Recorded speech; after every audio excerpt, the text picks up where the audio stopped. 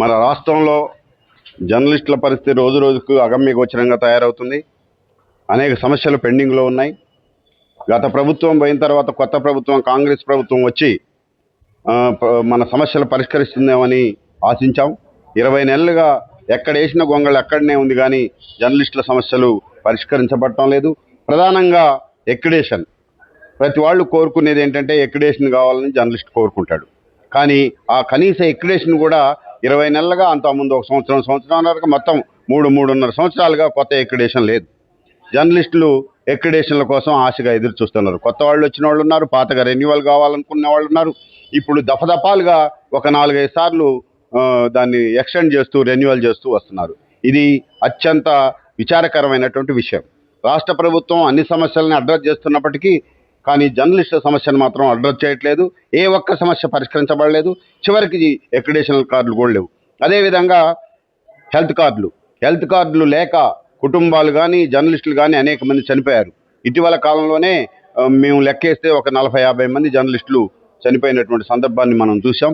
కేవలం సరైన సమయంలో వైద్యం అందక, కార్పొరేట్ హాస్పిటల్లో ఈ హెల్త్ కార్డులు అమలు చేయక, ఈ విధంగా రాష్ట్ర ప్రభుత్వ వైఫల్యాల కారణంగా మనకి ఈ జర్నలిస్టుల సమస్యలు పరిష్కారం కావట్లేదు. ఎక్రిడేషన్ కార్డులు కానీ హెల్త్ కార్డులు కానీ అమలు జరగట్లేదు.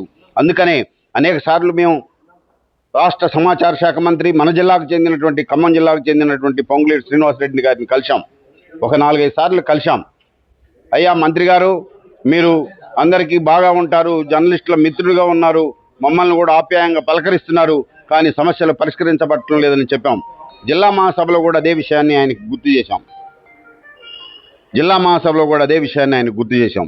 ఆయన జిల్లా మహాసభలో కానీ అంతకుముందు సెక్రటేరియట్లో కలిసినప్పుడు కానీ మీ సమస్యలు పరిష్కరిస్తామని, వెంటనే ఎక్రిడేషన్ కార్డులు ఇస్తామని, ఇళ్ల స్థలాల సమస్య కూడా పరిష్కరిస్తామని హామీ ఇచ్చారు. కానీ హామీ నెరవేరలేదు. ఎక్కడ వేసిన గొంగళి అక్కడే ఉంది. కార్యాచరణ ముందుకు పోవట్లేదు, అడుగు ముందుకు పోవట్లేదు సమస్యలు పరిష్కరించడానికి అనేది ఈ సందర్భంగా మనం గుర్తుంచుకోవాల్సినటువంటి. అంతేకాదు, రాష్ట్రంలో దాదాపు 25,000 మంది జర్నలిస్టులు ఉన్నారు.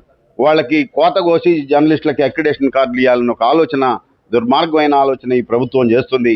గతంలో ఇచ్చిన కార్డులని కోత కోయటం అది తగ్గించడం మంచి పద్ధతి కాదనేది మనకున్నటువంటి ఆలోచన. అదే సందర్భంలో మనకున్నటువంటి సమస్యలో ప్రధానమైంది హెల్త్ కార్డులది. ఇందాక చెప్పినట్టుగా హెల్త్ కార్డులు కూడా ఆ విధంగా ఎక్రిడేషన్ కార్డులు వస్తేనే హెల్త్ కార్డులు ఇస్తామని అంటున్నారు. ఎక్రిడేషన్ కార్డులు వచ్చేది ఎప్పుడో తెలియట్లేదు. ఇదిగో 3 నెలల్లో అని మనం కాలయాపన జరుగుతుంది తప్ప పరిష్కరించబట్టలేదు. మన సమాచార శాఖ మంత్రిగా ఉన్నటువంటి పొంగులేటి శ్రీనివాసరెడ్డి గారికి 3 ముఖ్యమైన శాఖలు ఉన్నాయి. ఆ 3 ముఖ్యమైన శాఖల్లో రెవెన్యూ ఉంది, గృహ నిర్మాణం ఉంది, సమాచార శాఖ ఉంది. ఆ 2 శాఖల మీద ఉన్నటువంటి దృష్టి ఈ సమాచార శాఖ మీద లేదేమో అనే అభిప్రాయం మనకు కలుగుతుంది.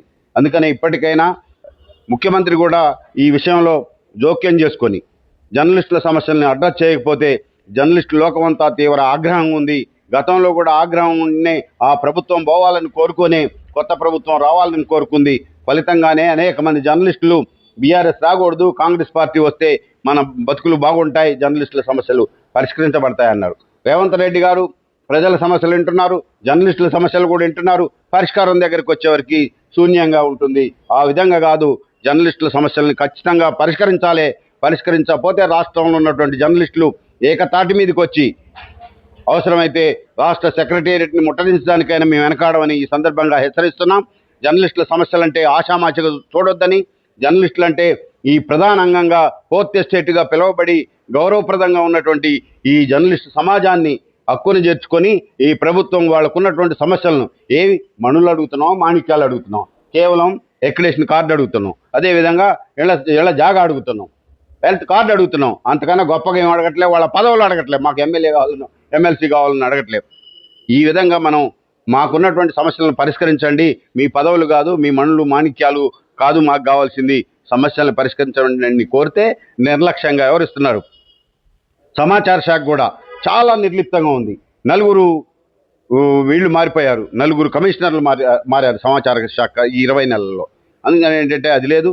కనీసం ఇక్కడ ఖమ్మంలో అయితే మరీ ఘోరంగా ఒక డ్రైవర్ 6 నెలల క్రితం రిటైర్ అయ్యాడు. ఇంతవరకు డ్రైవర్ లేక ఆ వెహికల్ని తీయట్లే. ఏడీ ఆఫీస్ ఖమ్మంలో పెడతామన్నారు. ఈ మంత్రి గారే చెప్పాడు, వారం రోజుల్లో ఏడీ ఆఫీస్ ఖమ్మంలో వస్తుందని ఖమ్మం జర్నలిస్టులు అందరి సమక్షంలో ఆయన ప్రకటించారు. కానీ ఈ 20 నెలలు అవుతుందని చెప్పి ఈ 20 నెలల కాలంగా ఏడీ ఆఫీసు అక్కడ ఎక్కడున్న ఫైల్ అక్కడే ఉంటుంది. ప్రతిష్టాత్మకమైనటువంటి ఖమ్మానికి ఏడీ కార్యాలయాన్ని తీసుకురావడంలో వైఫల్యం ఉంది అని ఈ సందర్భంగా చెప్తున్నాం. ఏమైనా జర్నలిస్టుల సమస్యలు పరిష్కరించకపోతే ఒక కమిషనర్ కార్యాలయం దగ్గర ధర్నానే కాదు, రాష్ట్ర వ్యాప్తంగా పెద్ద ఎత్తున జర్నలిస్టులు ఉద్యమించడానికి సిద్ధంగా ఉన్నారు. ఆ విధంగా ఆగ్రహంగా ఉన్నారు. ఈ జర్నలిస్టుల సమస్యలను పరిష్కరించండి, ఎక్రిడేషన్లు ఇవ్వండి, ఇళ్ల స్థలాలు ఇవ్వండి, మార్గాలు అన్వేషించండి, హెల్త్ కార్డులు ఇవ్వండి అని ఈ 3 ప్రధాన సమస్యల మీద ఇప్పుడు మేము పోరాడుతున్నాం. అదేవిధంగా మీరు ఏదైతే చెప్పారో దాడుల నివారణ కమిటీలు ఏర్పాటు చేస్తామన్నారు, వెల్ఫేర్ కమిటీలు ఏర్పాటు చేస్తామన్నారు, ఇంకా మిగతా కమిటీలను కూడా ఏర్పాటు చేసి జర్నలిస్టులకి బ్రహ్మాండమైనటువంటి భవిష్యత్తును అందజేస్తామన్నారు. జర్నలిస్టుల వేతన సంఘ సిఫార్సులు ఉన్నాయి. తర్వాత జర్నలిస్టులకు ప్రత్యేక మీడియా కమిషన్ ఏర్పాటు చేయాలని ఉంది, ప్రత్యేకమైనటువంటి ప్రెస్ కౌన్సిల్ ఏర్పాటు చేయాలని ఉంది మీడియాకి. కానీ ఇవేవి కూడా ఈ ప్రభుత్వాలు, అటు కేంద్ర ప్రభుత్వం కానీ ఇటు రాష్ట్ర ప్రభుత్వం కానీ పరిష్కరించడానికి సిద్ధంగా లేవు.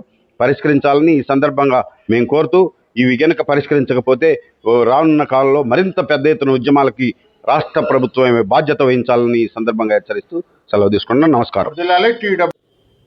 ఈ సమస్యల పరిష్కారం కోసం అనేక సందర్భాల్లో రాష్ట్ర ప్రభుత్వాన్ని రిప్రజెంట్ చేసినప్పటికీ ఫలితం లేకుండా ఉన్న ఫలితంగానే డిసెంబర్ 3న సమాచార శాఖ కమిషనర్ కార్యాలయం మాసప్ ట్యాంక్లో ధర్నా చేయాలనుకున్నాం.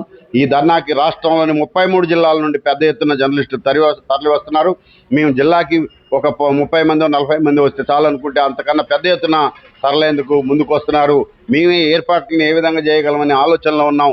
ఆ విధంగా ఏంటంటే పెద్ద స్పందన ఉంది, కసి ఉంది.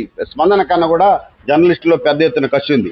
ఈ రాష్ట్ర ప్రభుత్వం జర్నలిస్టుల సమస్యలు పట్టించుకోవట్లేదు. అందుకని డిసెంబర్ 3వ తారీఖున కమిషనర్ కార్యాలయం ముందు మాసప్ ట్యాంక్ హైదరాబాద్లో జరిగే ధర్నా కార్యక్రమాన్ని జయప్రదం చేయాలని ఈ రాష్ట్ర జర్నలిస్టు లోకానికి పిలిపిస్తున్నాం.